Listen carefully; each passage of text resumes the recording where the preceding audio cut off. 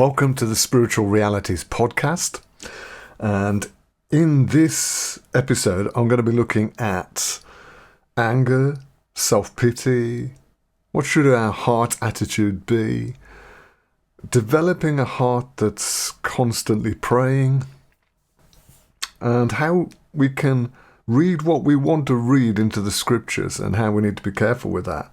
And looking at Paul's attitude, we're going to cover a lot of ground here. But basically the focus is love versus anger. And I want to start by reading an entry out of my journal.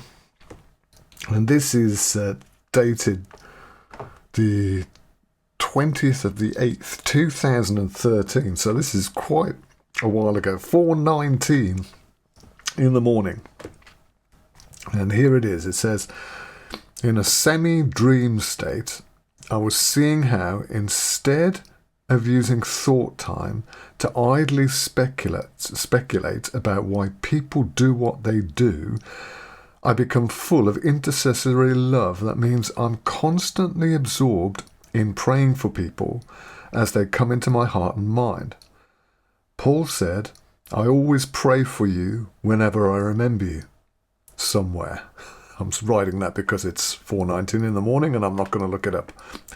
I became like him, or rather I become like him, ever interceding, a vessel fuller and fuller of love for people. In that state, I become more open for dreams where I go to people and situations to make a difference. So I'm thinking about how you can go places in your dreams and the state that prepares you for that.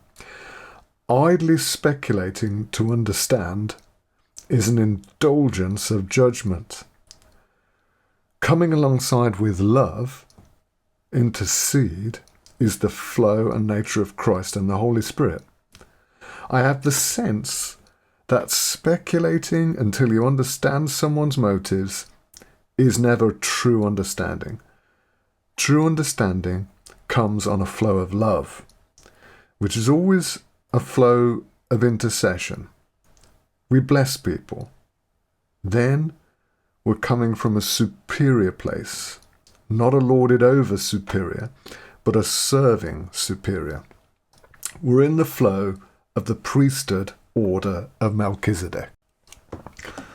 Now, it's not that that's perfectly written. It was written in the middle of the night, but it's one of those semi-dream states that you have where you are not quite asleep, not quite awake, but you're hearing deep things. And I've obviously heard something deep there, and it's I can remember it profoundly impressed me, the thought that what Paul is saying is that he uses remembrance as a trigger, as a state of trigger to pray, rather than just idly speculating about people and thinking, oh, I wonder how. He uses it to capture someone in his heart and pray for them.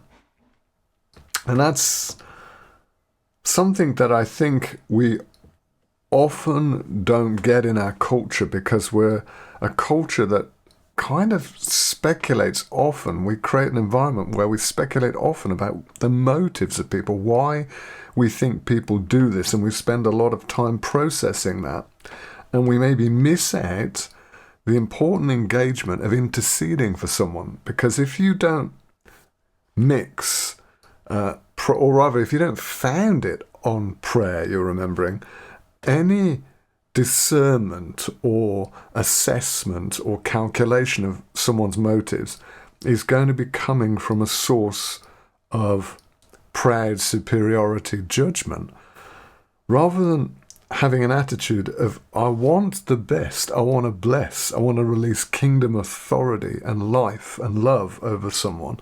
In which case, when I'm remembering them and when I'm processing what their motives are in a situation, and I might get revelation and discernment, it will be to enable me to pray, to bless, to honor, to be seeking the best for someone. And I think we have to see that clearly is Paul's attitude. That's I believe I'm referring to the passage there. It's a long time ago, but in Philippians where Paul says that that whenever I remember you, I pray for you. And I want to look at another passage of Paul, and we don't often look at these passages. It's where you see more of Paul's interactions with his colleagues, with those who he's ministering with the people he's ministering to. And it's the bits we often just miss over because they've just got names in. But here, this is Paul's letter to Timothy. So he's writing from prison, quite likely. There's speculation over which prison, but he's quite likely writing from prison. And he's saying this in verse 9 to Timothy, do your best to come to me soon. For Demas, in love with this present world, has deserted me and gone to Thessalonica.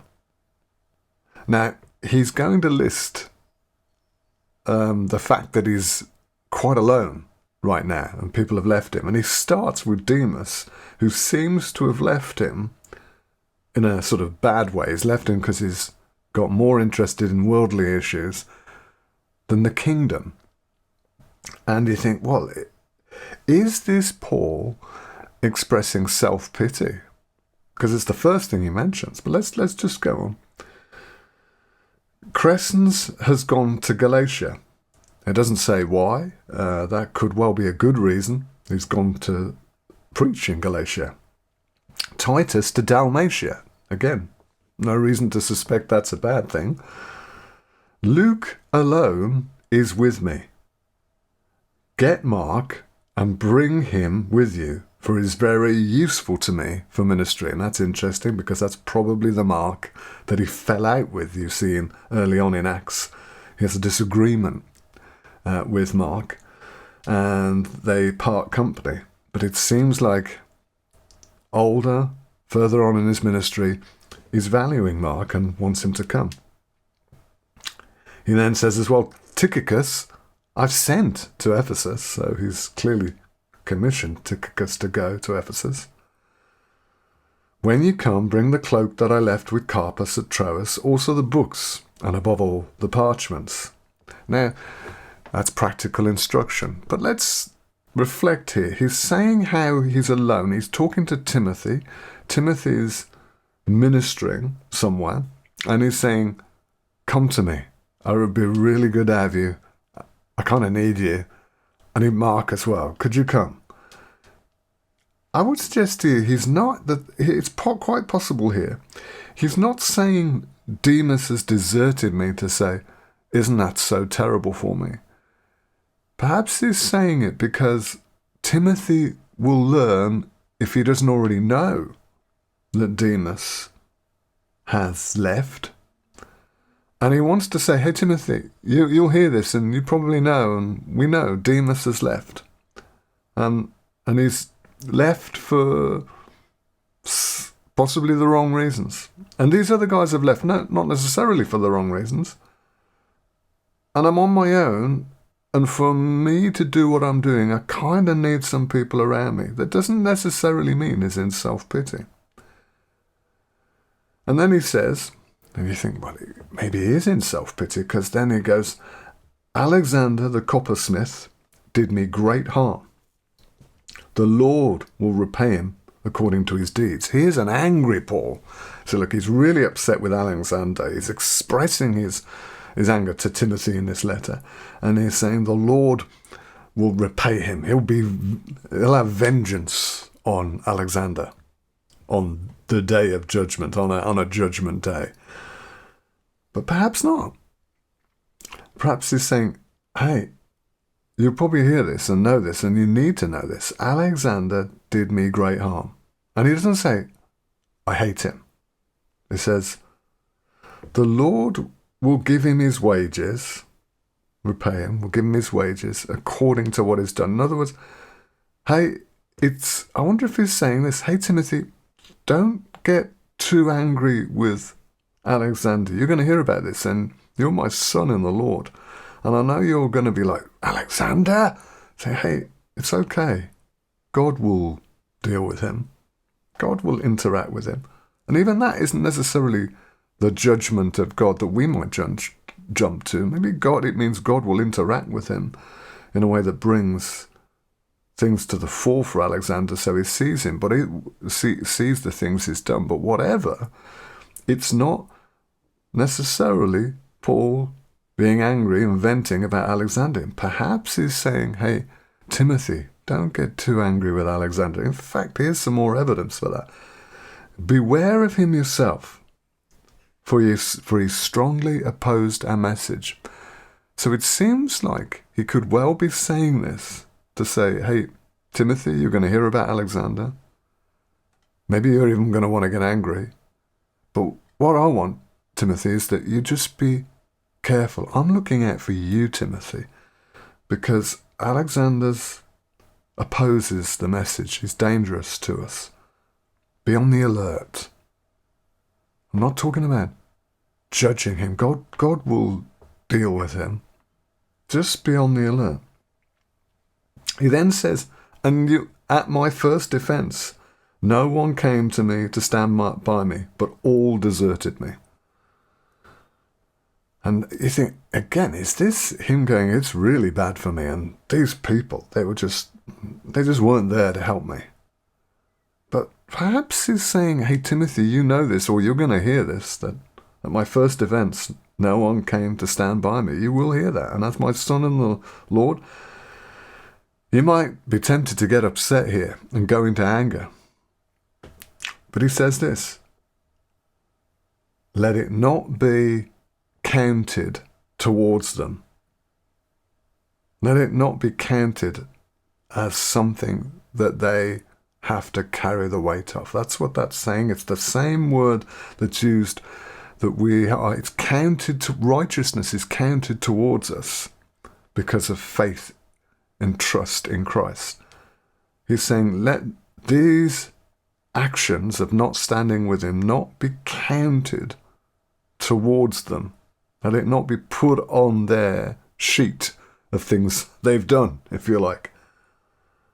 And that's his attitude. I hope that doesn't. I don't want that in the courtrooms of heaven. I don't want that to be laid at their feet. And I wonder if he's saying, hey, Timothy, this is my attitude. I've let him go. I live in an attitude of forgiveness, which is not holding on to anger. I've let them go.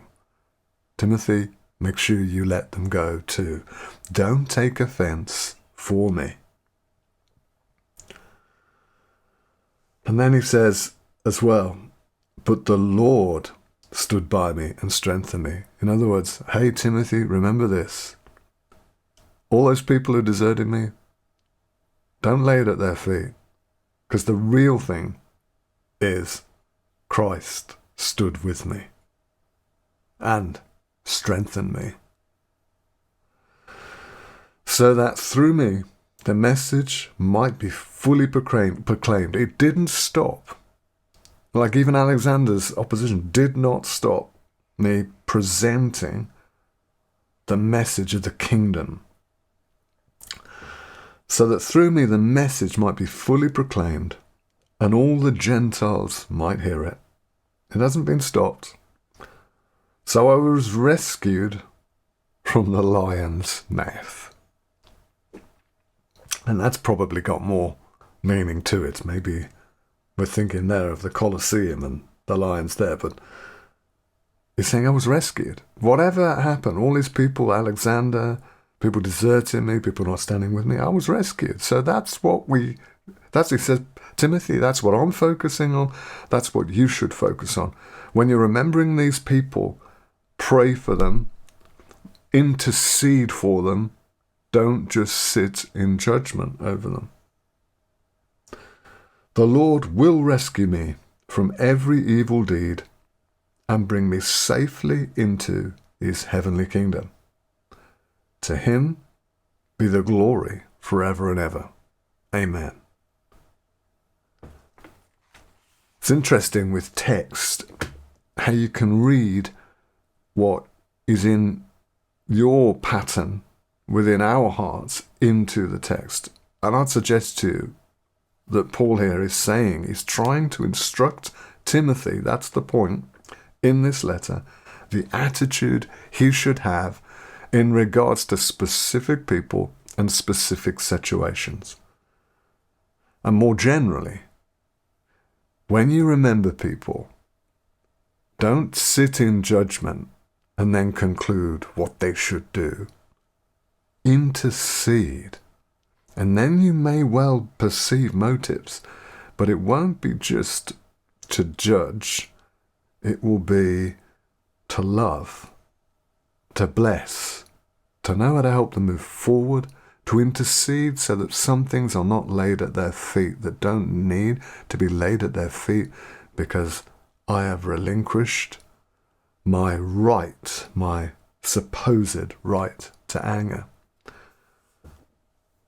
And that's, I guess, being unoffended. I mean, unoffended would be laying down the supposed right to be angry. And to finish with one other scripture in Ephesians that's often used. In your anger, do not sin. Do not let the sun go down on your anger. Paul isn't necessarily saying here, and you can read it in, but he isn't necessarily saying here, it's okay to be angry. He's just acknowledging that we probably will get angry, but watch that. Don't let it develop further. Don't let it take you into hardened, bitter patterns. In fact, deal with it quickly. Don't let the day pass without softening your heart, blessing, and coming to a place where therefore you see God's perspective and you know that He is always with you, strengthening you, just as Paul testified to Timothy, hey, when everyone left me, God was with me. And he's not just being Christian, nice. He's saying, no, that was my present tense experiential reality. So when you're listening and engaging, and you're tempted to get angry, and maybe you're being accused of something, maybe someone like Alexander's trying to destroy you, maybe even someone who claims to be a friend trying to destroy you, maybe it feels like you should get more help and people aren't hearing you and listening to you. Well, whatever other people are doing, the Lord is with you and strengthening you. And you can remember people, hold them in your heart, let go of your supposed right to be angry because the Lord is your protector, not you. And then you will perceive what is going on deeper. And I don't mean that always there's a healthy reason why someone is full of self-pity or anger that you will see. There may not be, but you will perceive more accurately, and you will still flow with kingdom, righteousness, and love in your response. As you breathe out your right to be angry. So as my journal says,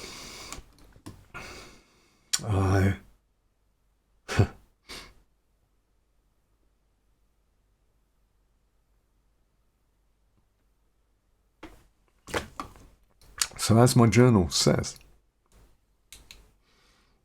I always pray for you whenever I remember you. I become like him, ever interceding, a vessel fuller and fuller of love for people. In that state, I become more open for dreams where I go to people and situations to make a difference. Idly speculating to understand is an indulgence of judgment. Coming alongside to love and intercede is the flow and nature of Christ and the Holy Spirit. May you know his powerful blessing movement within your heart to enable you to flow with love and not be a home of anger and judgment. So be it.